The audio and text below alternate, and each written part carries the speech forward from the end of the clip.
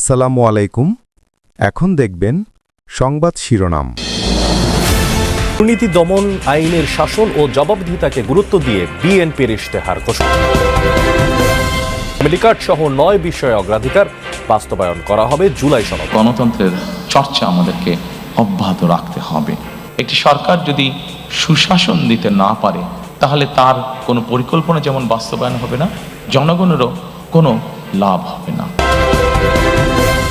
দক্ষিণের কয়েক জেলায় জামায়াতের নির্বাচনী জনসভা।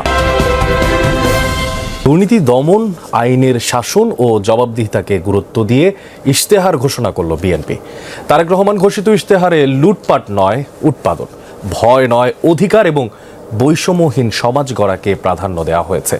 খাতভিত্তিক কর্মসংস্থান সৃষ্টির পরিকল্পনাকে প্রথম ও প্রধান অগ্রাধিকার দেওয়া হয়েছে। সরকার গঠন করলে নিম্ন আয়ের পরিবারের সুরক্ষায় ফ্যামিলি কার্ড, কৃষকের জন্য ফার্মার্স কার্ড, প্রবাসী কার্ড ও নাগরিকের স্বাস্থ্য সুরক্ষার নিশ্চিতের আশ্বাস দেওয়া হয় ইশতেহারে। 2034 সালের মধ্যে $1 ট্রিলিয়ন অর্থনীতি গড়ে তুলে বাংলাদেশকে উচ্চ মধ্যম আয়ের দেশে রূপান্তরের কথাও জানান বিএনপি চেয়ারম্যান। নির্বাচনের রোডম্যাপ ঘোষণার পূর্বেই বিএনপি নিজস্ব সংস্কার ভাবনা ও দেশ গড়ার পরিকল্পনা তুলে ধরেছিল জনগণের সামনে। দেশের নানা প্রান্তে নির্বাচনী সমাবেশেও বিএনপি চেয়ারম্যান তারেক রহমান স্থানীয় সমস্যা চিহ্নিত করে সেসব সমাধানের আশ্বাস দেন। শুক্রবার বিকেলে রাজধানীর একটি হোটেলে সেসবেরই সম্মিলিত রূপরেখা উঠে এলো বিএনপির ইশতেহারে। নতুন রাজনৈতিক যে পরিস্থিতি, সেখানে তিনি নতুন বার্তা নিয়ে আসছেন মানুষকে জাগিয়ে তোলবার জন্য। যে ইশতেহারকে 5টি অধ্যায়ে 51টি বিষয় ভাগ করে বিএনপি, যেখানে গুরুত্ব পায় রাষ্ট্র ব্যবস্থার সংস্কার, বৈষম্যহীন আর্থসামাজিক উন্নয়ন ও টেকসই রাষ্ট্রীয় সক্ষমতা অর্জন, ভঙ্গুর অর্থনীতির পুনর্গঠন ও পুনরুদ্ধার, অঞ্চলভিত্তিক সুষম উন্নয়ন সহ ধর্ম, সমাজ, ক্রীড়া, সংস্কৃতি ও সংহতি। ইশতেহার ঘোষণার পূর্বে তারেক রহমান বলেন, জনগণের রায়ে দায়িত্ব পেলে বিএনপি জবাবদিহিমূলক, দায়বদ্ধ ও ইনসাফ ভিত্তিক রাষ্ট্র ও সরকার প্রতিষ্ঠা করবে। এই ফ্যাসিবাদের পুনরাবৃত্তি যদি না চাই, অবশ্যই আমাদেরকে ডেমোক্রেটিক প্রসেস বা গণতন্ত্রের চর্চা আমাদেরকে অব্যাহত রাখতে হবে। একটি সরকার যদি সুশাসন দিতে না পারে তাহলে তার কোনো পরিকল্পনা যেমন বাস্তবায়ন হবে না, জনগণেরও কোনো লাভ হবে না। এবং সেজন্যই সুশাসনের মধ্যে একটি অন্যতম বিষয় হচ্ছে দুর্নীতির দমন।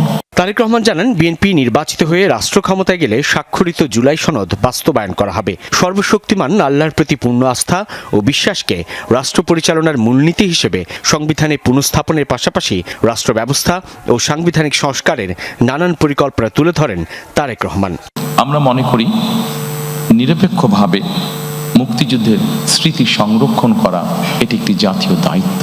যে মুক্তিযোদ্ধা মন্ত্রণালয়ের মধ্যে আমরা একটি ডিপার্টমেন্ট তৈরি করতে চাই, যেটির কাজ হবে 2024 সালে যে গণ অভ্যুত্থান হয়েছে এবং বিগত 16 বছর ধরে গণতন্ত্র পুনরুদ্ধারের আন্দোলনে বহু মানুষ যারা খুন গুম শিকার হয়েছেন, যারা বিভিন্নভাবে নির্যাতিত হয়েছেন, এই মানুষগুলোকে আমরা কিভাবে সহযোগিতা করতে পারি।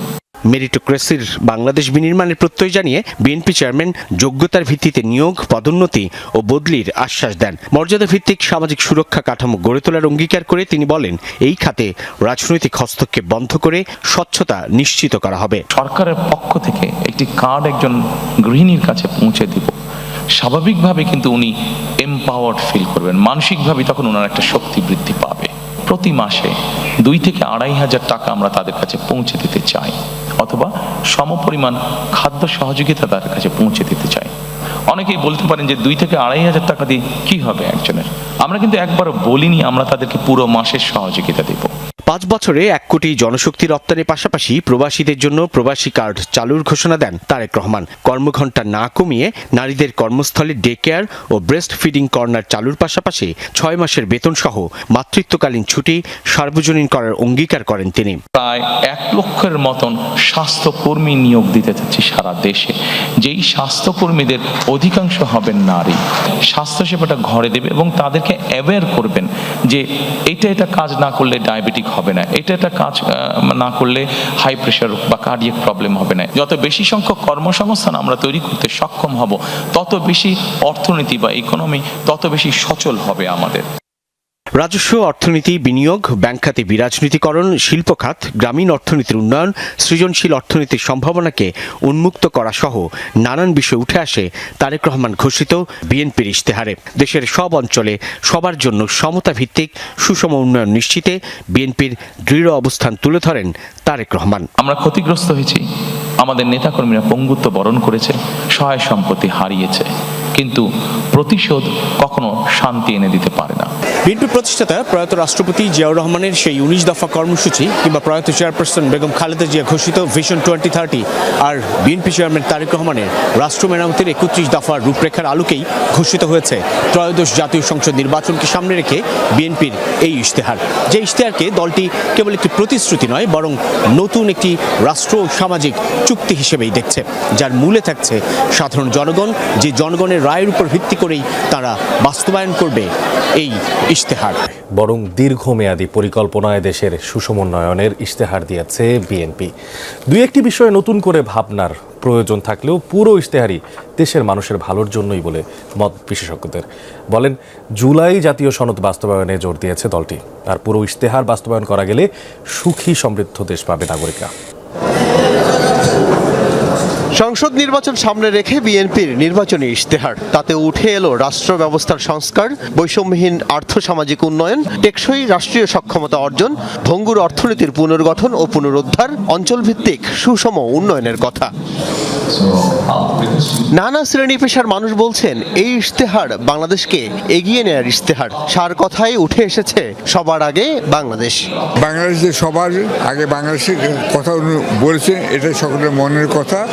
উনি দীর্ঘায়িত করেছেন, কিন্তু বলেছেন এর মাঝে মধ্যে একটা রসিকতাও করেছেন। সুতরাং তিনি একজন রসিক মানুষও, এটাও প্রতিষ্ঠিত হয়েছে। ইশতেহারে জুলাই সনদ বাস্তবায়নের কথা বলছে দলটি। গণ অভ্যুত্থানের শহীদ পরিবার ও যোদ্ধাদের কল্যাণার্থে আমরা এর ভিতরেই এটি বলেছি যে মুক্তিযোদ্ধা মন্ত্রণালয়ের মধ্যে আমরা একটি ডিপার্টমেন্ট তৈরি করতে চাই। ম্যানিফেস্টো শুনে কেউ কেউ বলছেন অবাস্তব, রাতারাতি কিছু করার প্রতিশ্রুতি নেই। দেশের পরিকল্পিত উন্নয়নের কথাই উঠে এসেছে ইশতেহারে। প্রতিনিয়ত আমরা তাদেরকে অবজারভেশনে রাখবো এবং 100 দিন পর পর সরকারের কাছে আমরা জবাবদিহি চাইব যে নির্বাচনী ইশতেহারে যে কমিটমেন্ট করা হয়েছে সেটা কতটুকু বাস্তবায়িত হলো। মানে সাধারণ জনগণের বিষয়গুলোর অ্যাঙ্গেল থেকে ইশতেহারটা প্রণয়ন করা হয়েছে এবং এটা এত হিউজ, এত ডিটেইলিং ইশতেহার, এটা প্রশংসার দাবি রাখে। সকালেই বাংলাদেশ সোনার বাংলা হয়ে যাবে এরকম কোনো গাঁজাখুরি প্রতিশ্রুতি এখানে আপনি পাবেন না। এখানে যেটা পাবেন, এই পরিকল্পনাগুলো যদি লম্বা সময় ধরে ধীরস্থিরভাবে যদি বাস্তবায়ন করা হয়, দেন সম্মিলিতভাবে বাংলাদেশের জনগোষ্ঠীর একটা উন্নতির জায়গায় যাবে।